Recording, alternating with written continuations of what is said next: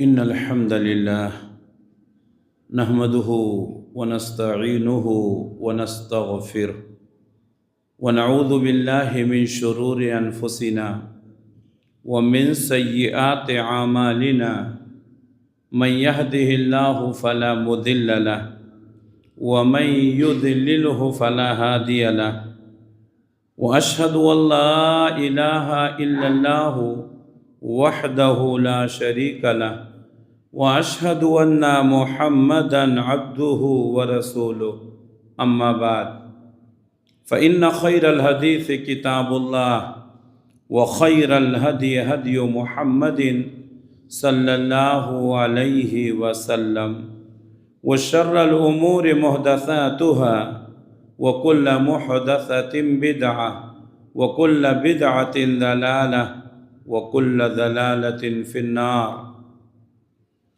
فأعوذ بالله السميع العليم من الشيطان الرجيم بسم الله الرحمن الرحيم قاف والقرآن المجيد بل عجبوا أن جاءهم منذر منهم فقال الكافرون هذا شيء عجيب أإذا متنا وكنا ترابا ذلك رجع بعيد قد علمنا ما تنقص الأرض منهم وعندنا كتاب حفيظ بل كذبوا بالحق لما جاءهم فهم في أمر مريج يا أيها الذين آمنوا اتقوا الله حق تقاته ولا تموتن إلا وأنتم مسلمون يا أيها الناس اتقوا ربكم الذي خلقكم من نفس واحدة وخلق منها زوجها وبث منهما رجالا كثيرا ونساء واتقوا الله الذي تساءلون به والأرحام إن الله كان عليكم رقيبا يا أيها الذين آمنوا اتقوا الله وقولوا قولا سديدا يصلح لكم أعمالكم ويغفر لكم ذنوبكم ومن يطع الله ورسوله فقد فاز فوزا عظيما ہر طرح کی تعریف اس خالق کائنات مالک ارض و سما کے لیے ہے جو سارے جہان کا اکیلا خالق ہے، مالک ہے، حاکم ہے، رازق ہے۔ درود و سلام نازل ہوں اللہ کے تمام نبیوں پر، خصوصاً آخری نبی حضرت محمد مصطفیٰ صلی اللہ علیہ وسلم پر۔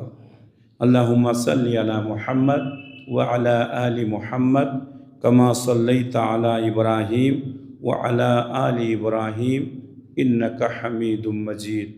اللہم بارک علی محمد وعلی آل محمد کما بارکت علی ابراہیم وعلی آل ابراہیم انک حمید مجید۔ محترم حاضرین، ہم سب مسلمان ہیں اور اسلام کے ماننے والے ہیں۔ اسلام کے گوناگون خصوصیات ہیں۔ اسلام ایک ایسا مذہب ہے جو انسان کی زندگی کے تمام گوشوں پر روشنی ڈالتا ہے۔ ایسا نہیں ہے کہ ہم عبادات میں اسلام سے رہنمائی لیں گے، عقائد میں اسلام سے رہنمائی لیں گے اور دوسری چیزوں میں نہیں۔ شادی بیاہ کی تقریبات، میت کے احکام و مسائل، ملنے جلنے کے آداب، تجارت اور بزنس کاروبار کے اصول اور ضابطے سب اسلام میں موجود ہیں۔ آج میں نے جس موضوع کو منتخب کیا ہے وہ ہے مہمانوں کے حقوق۔ یہ اخلاقیات میں آتا ہے۔ کبھی کبھی ہم کسی کے یہاں مہمان بنتے ہیں اور کبھی ہمارے یہاں کوئی مہمان آتا ہے۔ عام طور پر اس موضوع پر گفتگو بہت کم لوگ کرتے ہیں، لیکن یہ اسلام کا ایک اہم نقطہ ہے، بلکہ اللہ کے نبی صلی اللہ علیہ وسلم نے مہمان نوازی کو ایمان کے ساتھ جوڑا ہے۔ تو آج مہمان کے حقوق اس سلسلے میں کچھ گفتگو کرنے کی کوشش کروں گا۔ مہمان کئی طرح کے ہوتے ہیں.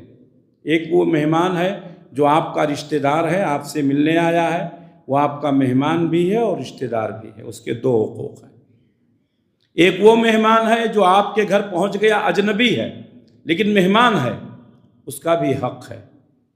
ایک وہ مہمان ہے جس کو آپ نے بلایا ہے اپنی شادی بیاہ کی تقریب میں، وہ بھی آپ کا مہمان ہے. مہمان کی عزت کرنا، مہمان کے بیٹھنے کا، رہنے کا، کھانے پینے کا انتظام کرنا، یہ میزبان کے لیے ضروری ہے. بہت سارے لوگ ہیں شادی وغیرہ کے موقع پر بہت سارے لوگوں کو بلا لیتے ہیں، لوگوں کو دکھانے کے لیے کہ ہمارے اتنے تعلقات ہیں، لیکن نہ بیٹھنے کی جگہ ہے، نہ کھانے پینے کا صحیح انتظام. بلکہ بعض تقریبات میں دیکھا جاتا ہے کہ ایک آدمی کھا رہا ہے، اس کے پیچھے ایک آدمی کھڑا ہے، پھر اس کے پیچھے ایک آدمی کھڑا ہے. یہ مہمان کی توہین ہے. اگر ہمارے پاس طاقت نہیں ہے، ہم لوگوں کے بیٹھنے کا یا کھانے کا مکمل انتظام نہیں کر سکتے ہیں تو نہیں بلانا چاہیے. اور کوئی بھی مہمان جس کو آپ نے بلایا ہے، ایک مہمان وہ ہے جو خود گیا ہے اور ایک مہمان وہ ہے جس کو آپ نے بلایا ہے. اگر آپ نے مہمان کو بلایا ہے تو اس کی عزت کرنا اور ضروری ہو گیا. تو اس کا خاص خیال رکھیں. بہت سارے لوگ خصوصاً شادی بیاہ کی تقریب میں بہت سارے لوگوں کو بلا لیتے ہیں اور ان کی عزت نہیں کر پاتے ہیں، نہ بیٹھنے کا ٹھکانہ، نہ کھانے کا ٹھکانہ. یہ مہمان کی توہین ہے. اللہ تعالی ہم تمام لوگوں کو اس سے محفوظ رکھے. مہمان کے سلسلے میں قرآن مجید میں کئی آیتیں مجھے ملی، نبی صلی اللہ علیہ وسلم کی کئی حدیثیں مجھے ملی، کچھ کو آپ کے سامنے بیان کروں گا. اللہ تعالیٰ نے فرمایا نبئہم عن ضیف ابراہیم، اے نبی آپ اپنی امت کے لوگوں کو ابراہیم علیہ السلام کے مہمانوں کے بارے میں بتائیے. ابراہیم علیہ السلام کے مہمان کون ہیں؟ آگے اللہ نے فرمایا هل اتاک حدیث ضیف ابراہیم المکرمین، کیا تمہیں ابراہیم علیہ السلام کے معزز مہمانوں کا حال معلوم ہے؟ اذ دخلوا علیہ فقالوا سلاما، یہ معزز مہمان جب ابراہیم علیہ السلام کے گھر پہنچے تو انہوں نے پہلے ابراہیم سے سلام کیا. قال سلام قوم منکرون، حضرت ابراہیم علیہ السلام نے ان مہمانوں کے سلام کا جواب دیا اور اپنے دل میں سوچا یہ تو اجنبی لوگ ہیں. یعنی اپنے مہمان نہیں تھے، اجنبی مہمان تھے. قال سلام قوم منکرون، کہاں سلامتی ہو، پھر اپنے دل میں کہا یہ تو اجنبی لوگ ہیں. فراغ الی اہلہ فجاء بعجل سمین، پھر سلام کے بعد حضرت ابراہیم علیہ السلام اپنے گھر گئے، انہوں نے ایک بچھڑا ذبح کیا، گوشت کو بھن کر کے مہمانوں کے سامنے پیش کر دیا. اجنبی مہمان ہیں، پہچانتے نہیں ہیں، ہمارے گھر پہ آئے، سلام کیا، فوراً ابراہیم علیہ السلام نے کیا کیا، اپنے گھر گئے، ایک بچڑا ذبح کیا، گوشت کو بھن کر کے مہمانوں کے سامنے پیش کر دیا. فقربہ الیہم قال الا تاکلون، حضرت ابراہیم علیہ السلام نے وہ بچڑے کا بھنا ہوا گوشت مہمانوں کے سامنے پیش کیا اور فرمایا الا تاکلون، آپ لوگ کھاتے کیوں نہیں ہو؟ تو اس وقت مہمان کے سامنے کوئی کھانا پیش کیا جائے اور اگر مہمان کھانا نہیں کھا رہا ہے تو میزبان یہ سمجھتا تھا کہ یہ کسی برے ارادے سے آیا ہے، یہ ہمارا دشمن ہے. تو حضرت ابراہیم علیہ السلام نے جب دیکھا کہ مہمان کھانا نہیں کھا رہے ہیں تو حضرت ابراہیم علیہ السلام کو ڈر محسوس ہوا. فَأَوْجَسَ مِنْهُمْ خِيفَةً، ان کے اس حرکت کی وجہ سے حضرت ابراہیم علیہ السلام کو خدشہ محسوس ہوا، انہوں نے اپنے دل میں ایک ڈر محسوس کیا. لیکن جب مہمانوں نے دیکھ لیا کہ ہمارا میزبان پریشان ہو گیا ہے، قالوا لا تخف، تو ان مہمانوں نے کیا کہا؟ لا تخف، آپ خوف نہ کھائیں، آپ ڈریں نہیں، ہم کسی برے ارادے سے نہیں آئے ہیں. وَبَشَّرُوهُ بِغُلَامٍ عَلِيمٍ، اور حضرت ابراہیم علیہ السلام کو ایک لڑکے کی بشارت دی جو انتہائی علم والا ہوگا. اللہ تعالیٰ نے سورہ زاریات میں اس واقعے کو بیان کیا۔ چند فرشتوں کو اللہ تعالیٰ نے حضرت ابراہیم علیہ السلام کے پاس بھیجا انسانی شکل میں۔ فرشتے کبھی کبھی انسانی شکل میں آتے ہیں، اس سے پہلے خطبے میں بھی میں نے کئی بار اس کی وضاحت کی ہے کہ کبھی کبھی اللہ تعالیٰ فرشتوں کو انسانی شکل میں بھیج دیتا ہے۔ وہ فرشتے دو مقاصد لے کر کے آئے تھے۔ ایک تو حضرت ابراہیم علیہ السلام کے پاس جائیں گے، ان کو اولاد کی بشارت سنائیں گے۔ انہوں نے سنایا، اجنبی لوگ تھے، پھر بھی حضرت ابراہیم علیہ السلام نے ان کے لیے کھانے کا انتظام کیا، بچھڑا بھون کر پیش کیا۔ مفسرین نے یہاں لکھا ہے کہ آپ کے گھر کوئی مہمان آ گیا ہے، گرچہ آپ اسے پہچانتے نہیں ہیں، لیکن دروازے پر آئے ہوئے مہمان کی عزت کرنا مومن کے لیے ضروری ہے۔ حضرت ابراہیم علیہ السلام نے اجنبی مہمانوں کے سامنے بھنا ہوا گوشت پیش کیا۔ جب ان لوگوں نے کھایا نہیں تو کہا کہ آپ لوگ کھاتے نہیں ہیں، کیوں؟ تو ان لوگوں نے بتایا کہ ہم فرشتے ہیں، ہم فرشتے ہیں، آپ کو اولاد کی بشارت دینے آئے ہیں۔ اور دوسرا کام ان کا کیا تھا؟ حضرت لوط علیہ السلام کی بستی میں جانا اور ان کو تباہ و برباد کرنا۔ یہاں سے فارغ ہونے کے بعد وہ فرشتے حضرت لوط علیہ السلام کے پاس گئے۔ لوط علیہ السلام کے پاس گئے تو یہ فرشتے امرد انسان کے امرد کسے کہتے ہیں؟ ان بچوں کو جو جوانی کی دہلیز پر قدم رکھتے ہیں، جن کے ابھی داڑھی مونچھ نہیں آئے۔ عام طور پر ایسے بچے خوبصورت ہوتے ہیں۔ تو قوم لوط کے اندر جو برائی تھی وہ یہ تھی لواطت، وہ عورتوں کو چھوڑ کر کے مردوں سے اپنی شہوت پوری کرتے تھے، اور یہ بہت بڑی برائی تھی۔ اللہ تبارک و تعالیٰ نے اس قوم کو تباہ کرنے کے لیے فرشتوں کو بھیجا۔ جب یہ نوجوان فرشتے خوبصورت انسانی شکل میں پہنچے تو کسی نے جا کر کے ان لفنگوں سے کہہ دیا کہ لوط علیہ السلام کے پاس نوجوان خوبصورت لڑکے آئے ہیں۔ تو وہ لوگ حضرت لوط علیہ السلام کے پاس پہنچے اور کہا آپ اپنے مہمانوں کو ہمارے حوالے کر دیں۔ حضرت لوط علیہ السلام نے کہا ہماری بیٹیاں ہیں، قوم کی بیٹیوں سے تم نکاح کر لو، شادی کر لو، ان سے اپنی ضرورت پوری کرو، فطرت کے مطابق زندگی گزارو۔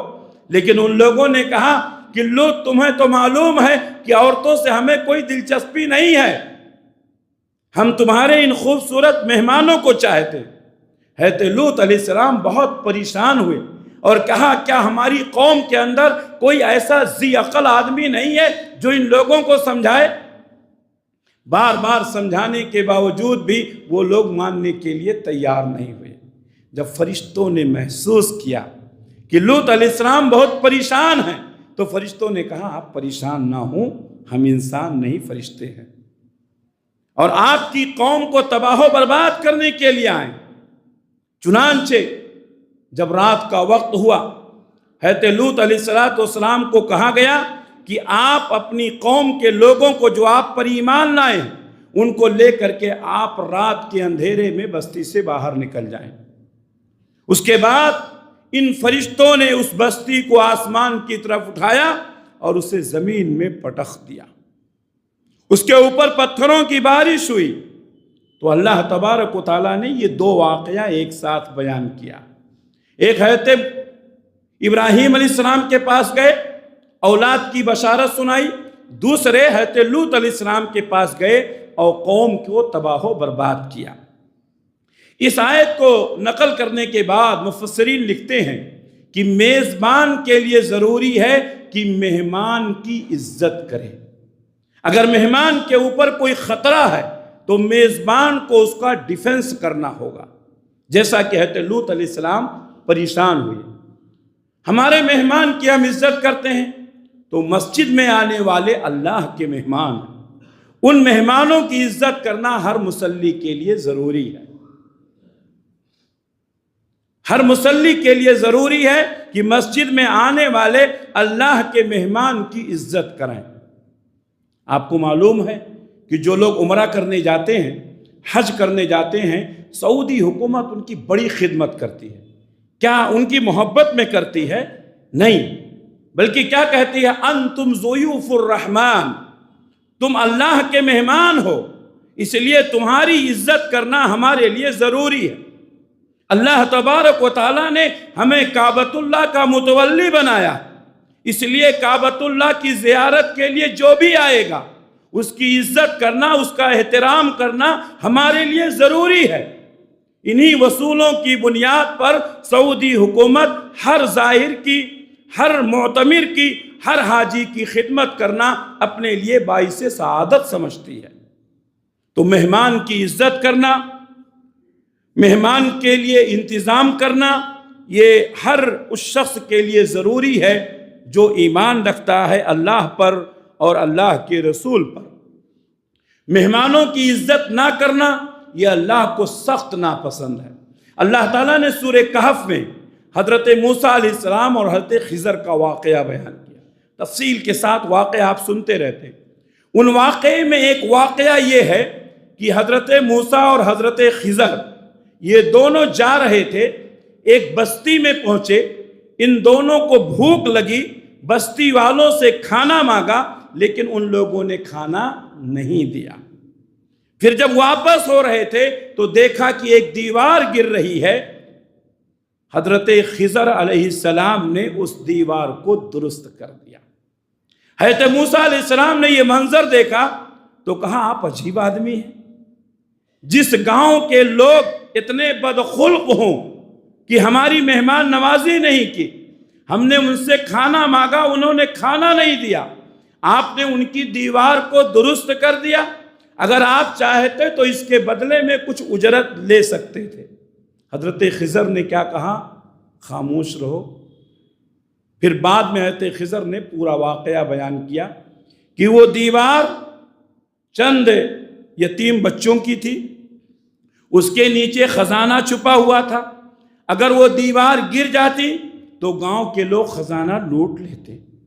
وَكَانَ أَبُوهُمَا صَالِحًا، ان کے ابو جو تھے، ان کے والد جو تھے وہ نیک تھے۔ معلوم یہ ہوا کہ اگر والدین نیک ہیں تو ان کے اولاد کے مال کی حفاظت اللہ کرتا ہے۔ اگر ہم نیک بنیں گے تو ہماری اولاد کے مال کی حفاظت اللہ تعالیٰ کرے گا۔ والدین کا نیک ہونا بڑی سعادت مندی ہے میرے بھائیو۔ ان لوگوں نے ان دونوں کی ضیافت نہیں کی، ان دونوں کو مہمان نہیں مانا۔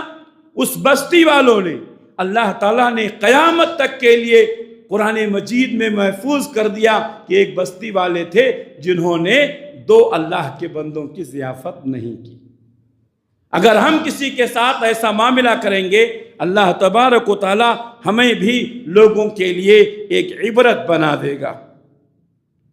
اللہ کے نبی صلی اللہ علیہ وسلم نے ضیافت کو، مہمان نوازی کو اللہ اور یوم آخرت کے ایمان سے جوڑ دیا۔ صحیح بخاری کی حدیث ہے، حضرت ابو ہریرہ رضی اللہ تعالیٰ عنہ کہتے ہیں نبی نے فرمایا من کان یؤمن باللہ والیوم الآخر فلیکرم ضیفہ، جو شخص اللہ پر اور یوم آخرت پر ایمان رکھتا ہے اس کو چاہیے کہ اپنے مہمان کی عزت کرے۔ اللہ پر اور یوم آخرت پر ایمان رکھنے والا اپنے مہمان کی عزت کرے۔ وَمَنْ كَانَ يُؤْمِنُ بِاللَّهِ وَالْيَوْمِ الْآخِرِ فَلْيَصِلْ رَحِمَهُ، جو اللہ پر اور یوم آخرت پر ایمان رکھتا ہے اس کو چاہیے کہ وہ صلہ رحمی کرے۔ وَمَنْ كَانَ يُؤْمِنُ بِاللَّهِ وَالْيَوْمِ الْآخِرِ فَلْيَقُلْ خَيْرًا أَوْ لَيَصْمُتْ، جو اللہ پر اور یوم آخرت پر ایمان رکھتا ہے اس کو چاہیے کہ وہ درست بات کہے ورنہ خاموش رہے۔ اس حدیث میں اللہ کے نبی صلی اللہ علیہ وسلم نے مہمان کی عزت کو اللہ کے اوپر ایمان لانے کے ساتھ اور یوم آخرت پر ایمان لانے کے ساتھ جوڑ دیا۔ اسی طرح صحیح بخاری کی ایک حدیث اور حدیث میں اللہ کے نبی نے فرمایا وَلِزَوْرِكَ عَلَيْكَ حَقٌ، تمہارے مہمان کا تمہارے اوپر حق ہے۔ جو بھی ہمارے گھر مہمان آئے حق ہے کہ اس کو مہمان نوازی کا حق ادا کیا جائے، اس کے کھانے پینے رہنے سہنے کا انتظام کیا جائے۔ صحابہ کرام کس قدر مہمانوں کی عزت کرتے تھے، خصوصاً ابو ایوب انصاری رضی اللہ تعالیٰ عنہ نے نبی صلی اللہ علیہ وسلم کو بطور مہمان اپنے گھر میں جو ٹھہرایا، قیامت تک کے لیے اللہ تبارک و تعالیٰ نے ان کو ایک مثال بیان کر کے پیش کیا، اور آنے والی نسلیں یاد کریں گی۔ اللہ کے نبی صلی اللہ علیہ وسلم جب ہجرت کر کے مدینہ سے پہنچے، اور مدینے کے لوگوں نے، چونکہ آپ کا ننیحال بھی تھا، لوگوں نے اونٹ کی نکیل پکڑ لی اور کہا حضور آپ ہمارے گھر میں قیام کریں گے۔ کئی لوگوں نے کہا، اللہ کے نبی صلی اللہ علیہ وسلم نے فرمایا نہیں، چھوڑ دو، یہ اونٹنی اللہ کی طرف سے مامور ہے، یہ اونٹنی جہاں بیٹھے گی وہی ہمارا ٹھکانہ ہوگا۔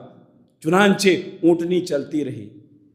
آپ صلی اللہ علیہ وسلم ہجرت کر کے مدینہ پہنچے، اونٹنی چلتی رہی۔ جس جگہ جا کر کے اونٹنی بیٹھی وہی آج مسجد نبوی ہے۔ اللہ کے نبی صلی اللہ علیہ وسلم نے فرمایا یہاں سے کس کا گھر سب سے زیادہ قریب ہے؟ حضرت ابو ایوب انصاری رضی اللہ تعالیٰ عنہ اٹھے، کہا حضور یہی میرا گھر ہے، سامنے دروازہ دکھائی دے رہا۔ اللہ کے نبی صلی اللہ علیہ وسلم نے فرمایا جاؤ تم اپنے گھر میں میرے رہنے کا انتظام کرو۔ ابو ایوب انصاری رضی اللہ تعالیٰ عنہ گھر میں گئے، نبی صلی اللہ علیہ وسلم کے رہنے کا انتظام کیا۔ 2 منزلہ عمارت تھی۔ کہا اللہ کے رسول آپ نیچے رہنا پسند کریں گے کہ اوپر رہنا؟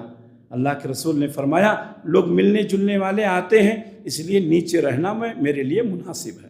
تو آپ صلی اللہ علیہ وسلم نے نیچے رہنا پسند کیا۔ حضرت ابو ایوب انصاری رضی اللہ تعالیٰ عنہ کیا کرتے تھے؟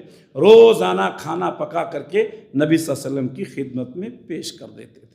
آپ صلی اللہ علیہ وسلم کو زیادہ کھانا پیش کرتے تھے، پھر نبی صلی اللہ علیہ وسلم کھانے کے بعد تھوڑا کھانا چھوڑ دیا کرتے تھے، پھر ابو ایوب انصاری رضی اللہ تعالیٰ عنہ وہ کھانا خود کھاتے تھے، نبی کے انگلیوں کے نشان کو دیکھتے تھے اور وہیں سے کھانا شروع کرتے تھے۔ ایک دفعہ کا واقعہ ہے، نبی صلی اللہ علیہ وسلم کے پاس کھانا بھیجا گیا اور آپ نے کھانا نہیں کھایا، کھانا یوں ہی واپس آ گیا۔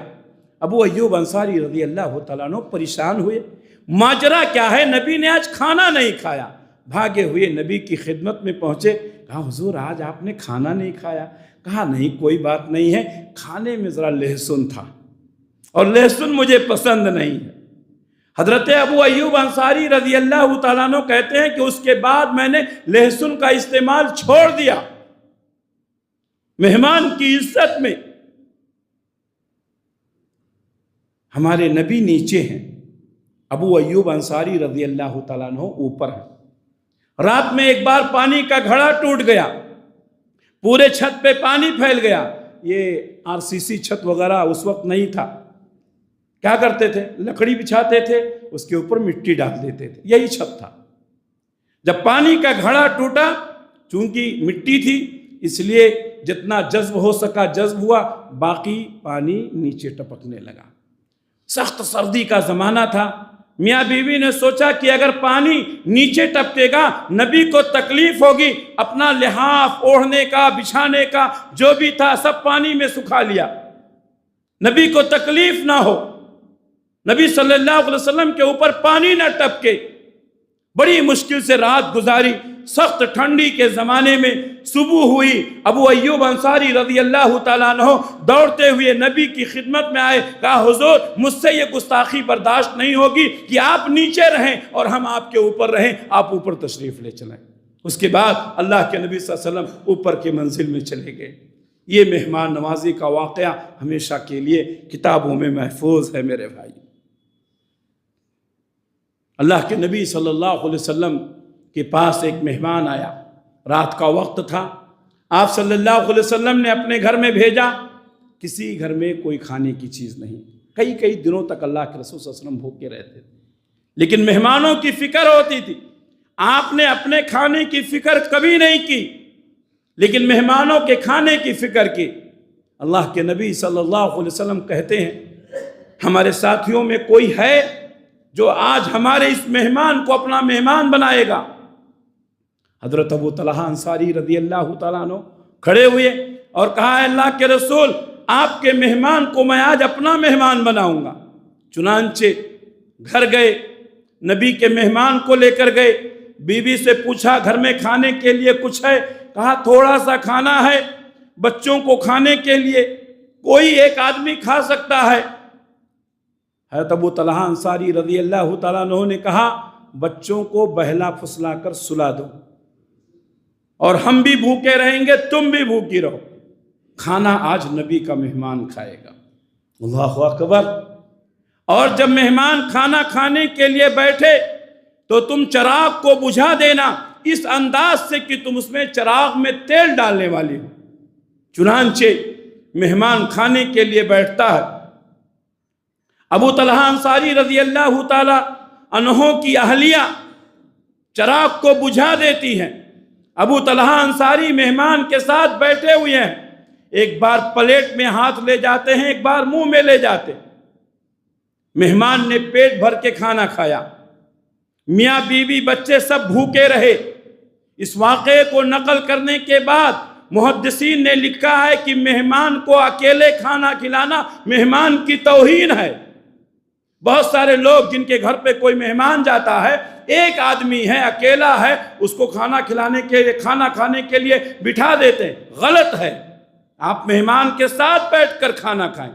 اکیلے مہمان کو بیٹھا کر کے کھانا کھلانا مہمان کی توہین ہے۔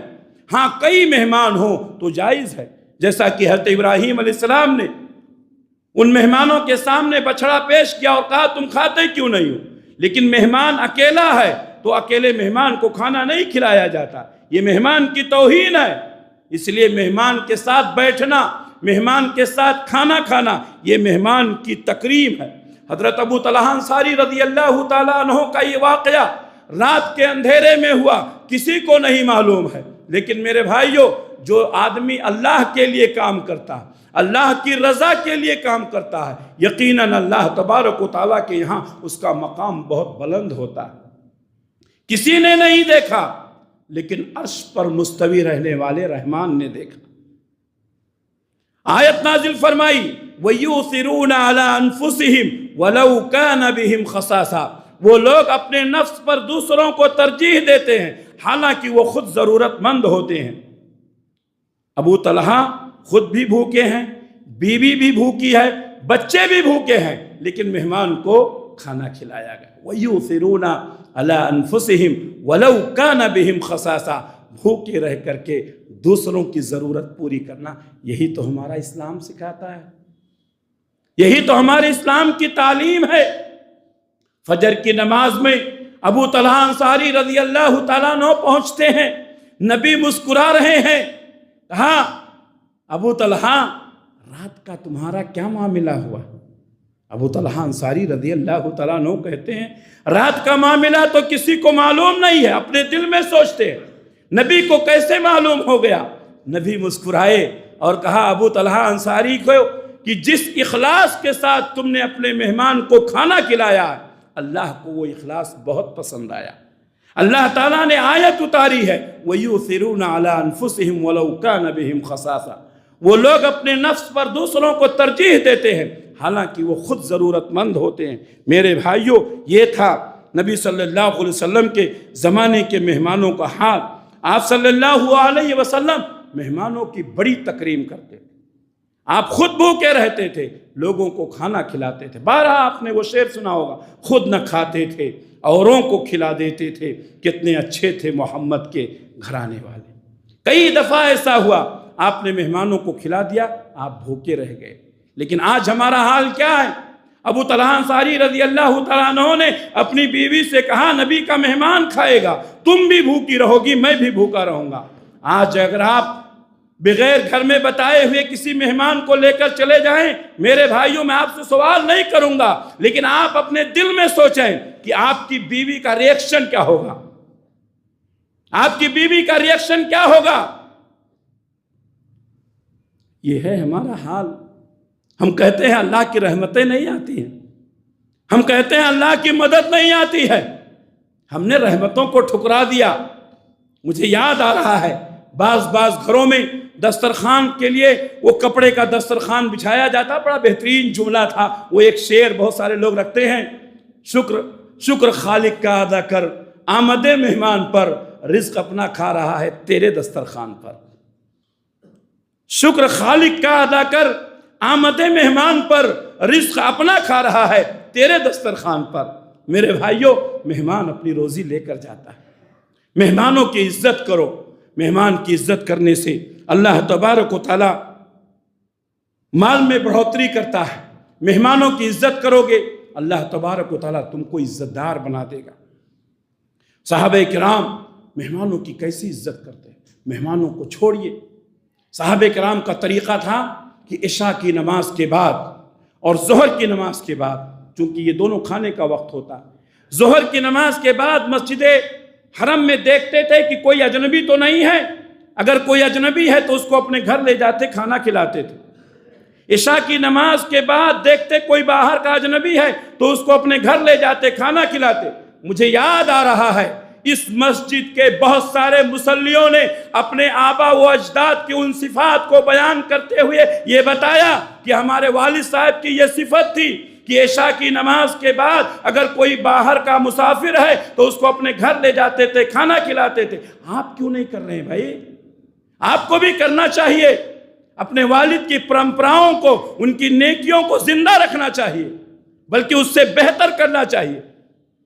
یہ صحابہ کرام کا طریقہ ہے۔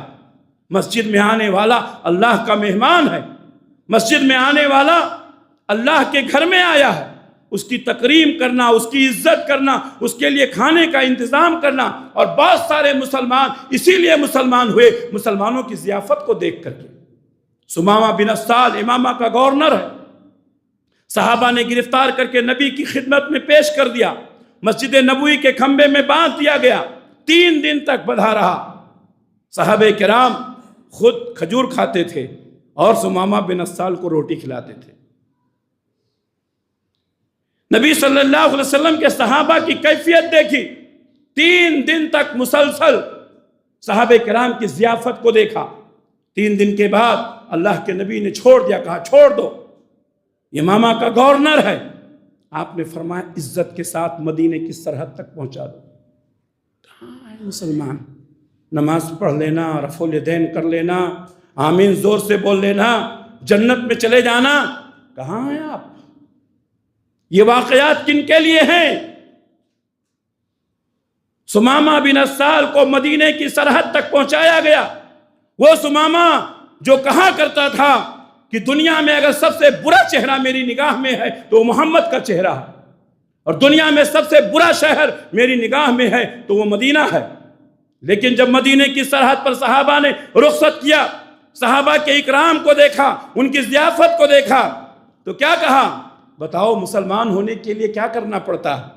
کہا کچھ نہیں، پاک ہو جائیے، غسل کیجئے، کپڑا دھوئیے، نبی کی خدمت میں پہنچیے۔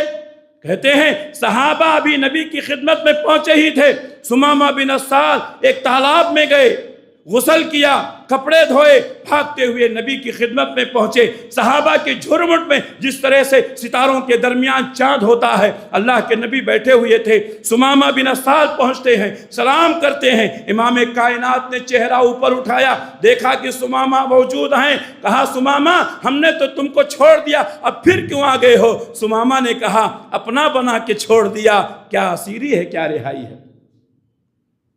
کیا اسیری ہے کیا رہائی ہے؟ اپنا بنا کے چھوڑ دیا۔ میرے بھائیوں فوراً مسلمان ہو، ہمارے اخلاق درست کرو میرے بھائیوں۔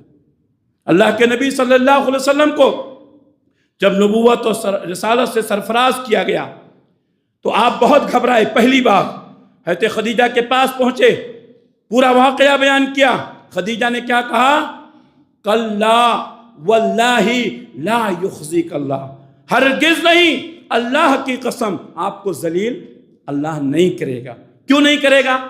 صفات بیان کیے، کہا آپ مہمانوں کی مہمان نوازی کرتے ہیں، آپ کمزوروں کا بوجھ اٹھاتے ہیں، آپ غریبوں کی مدد کرتے ہیں، آپ یتیموں اور بیواؤں کا سہارا بنتے ہیں، آپ سچائی کو قائم کرنے کے لیے تگ و دو کرتے ہیں۔